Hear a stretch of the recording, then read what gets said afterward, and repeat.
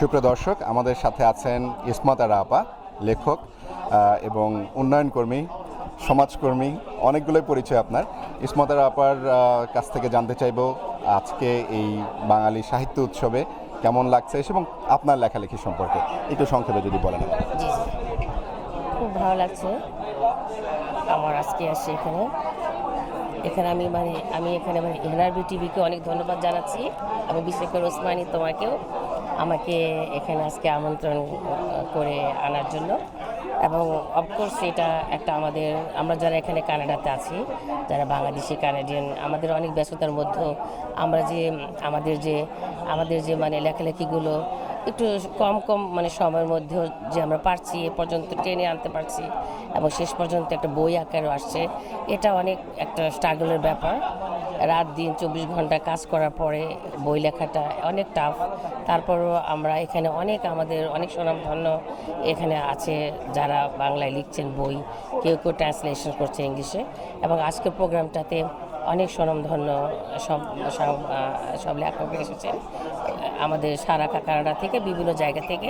এবং আমরা সবার সঙ্গে এখানে মত বিনিময় করতে পারছি, কিন্তু সবার যেহেতু বাংলাদেশের পরিস্থিতির কারণে মনটা কারো ভালো নেই। আমরা তবুও চাচ্ছি যে অনুষ্ঠানটা সফল হোক এবং সুন্দরভাবে আমরা অনুষ্ঠানটাকে শেষ করি। তবুও মনটা একটু খারাপ থেকেই যায় বাংলাদেশের পরিস্থিতির কারণে। আসার সময়ও মনটা ভীষণ খারাপ ছিল। তবুও আমাদের তো এখানে অনেক বড় সম্মানিত লেখকরা চলে এসেছেন অনুষ্ঠানটা আগে থেকেই পূর্ব নির্ধারিত কারণে। তারপরে আমি বলবো যে আমার বইটা সম্পর্কে বলতে গেলে এটা আমার একটা আত্মজীবনী। আমার ছোট থেকে আমার ছোট থেকে আমার 3 বছর বয়স থেকে আমার জীবনে যতটুকু আমি স্ট্রাগল করে সুখ দুঃখ হাসি কান্না যারা আমার পাশে ছিল, আজকে আমার এই পর্যন্ত আসছি।